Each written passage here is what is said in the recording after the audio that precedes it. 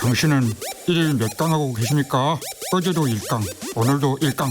김경래의 최강 시사 아니겠습니까? 하하하하하 예.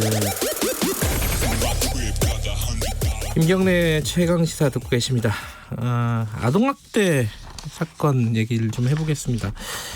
이게 뭐 최근에 잇따라서 아동학대 사건이 언론에 보도가 되면서 관심들이 많이 있습니다. 지금 이제 근본적으로 어떤 부분을 바꿔야지 이게 근절이 될까, 이 부분을 지금 고민해야 될 시점인데, 오늘은 표창원 범죄과학연구소장님 연결해서 관련 얘기 좀 나눠보겠습니다. 안녕하세요. 네, 안녕하세요. 소장님 되시고 첫 번째 인터뷰네요. 네, 그렇습니다. 의원 생활 마무리하시고 이거 하시니까 어떠십니까? 뭐 제가 있어야 될 자리에 돌아온 느낌. 그래요? 예. 네. 그러면 축하드립니다. 고맙습니다. 그 아동학대를 사람들이, 이게 저도 마찬가지고요. 네. 가정 불화 이런 걸로 여기는 그런 마음들이 좀 있어요. 범죄라기보다는. 네. 그런 어떤 인식들 때문인지 이게 참 근절이 안 됩니다. 이게 뭐가 문제라고 보십니까? 이런 아동학대, 이 끔찍한 아동학대가 계속되고 있는 이런 상황이 왜 계속 발생하는지 어떻게 보세요, 이거는? 말씀하신 데 정답이 있다고 저는 생각을 하는데요. 네. 하임리 법칙이라고 들어보셨죠? 네. 사람이 한 명이 사망하는 사고나 사건이 발생을 했을 때요. 네. 사실은 그 전에 29명이 부상할 만한 사건, 사고가 있었고요. 유사한 종류의. 네. 그리고 그 전에 300건 정도의 아주 경미한 사건, 사고가 발생을 한다는 것이죠. 통계적으로, 일반적으로. 네.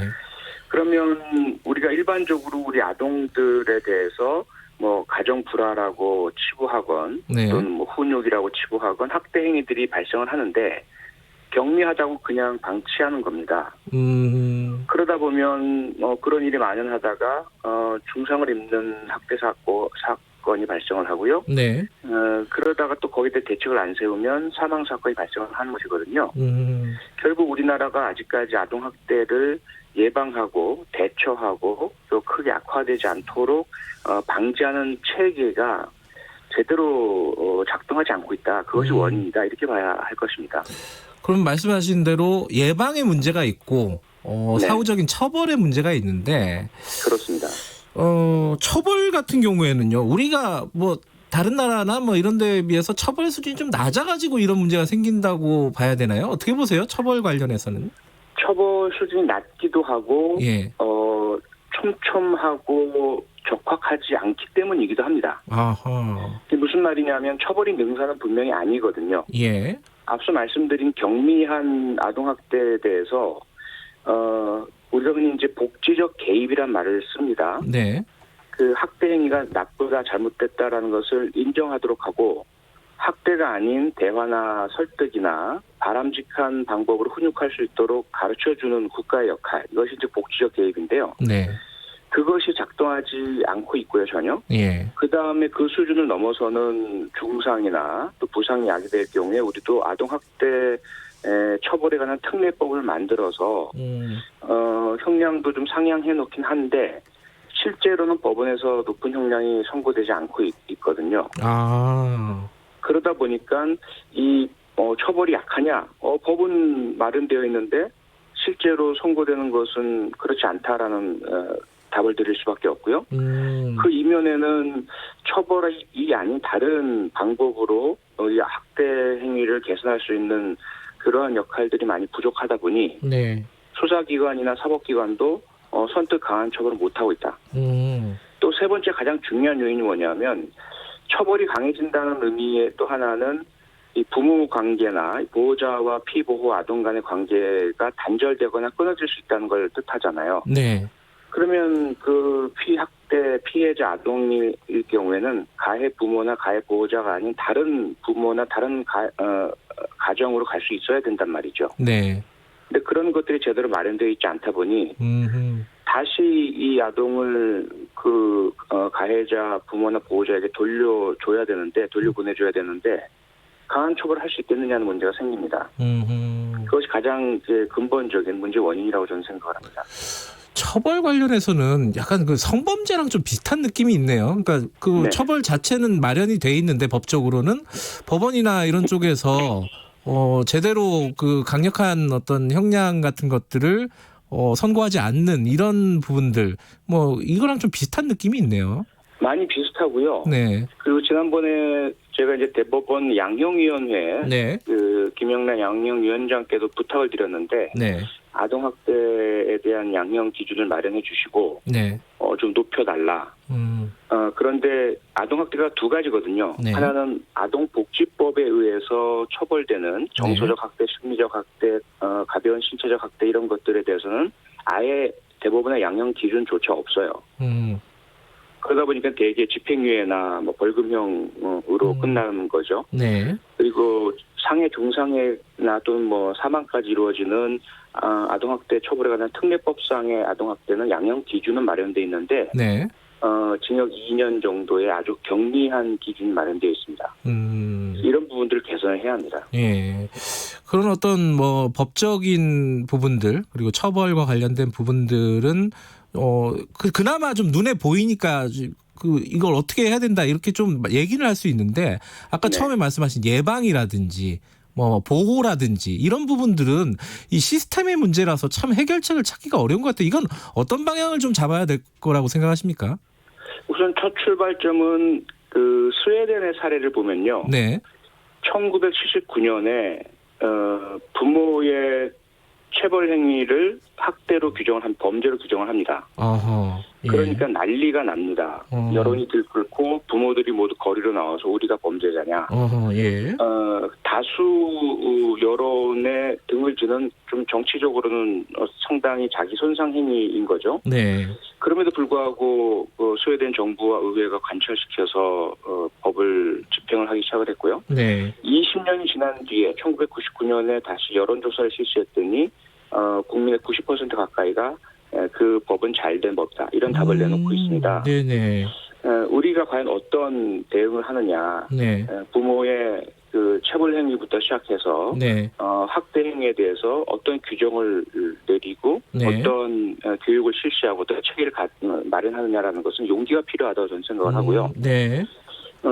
이제 그 체계 말씀하셨는데 우선은 아동학대가 범죄다라는 인식, 교육, 그다음에 아동학대 행위가 발견되면 신고할 수 있도록 하는 신고 체계. 예.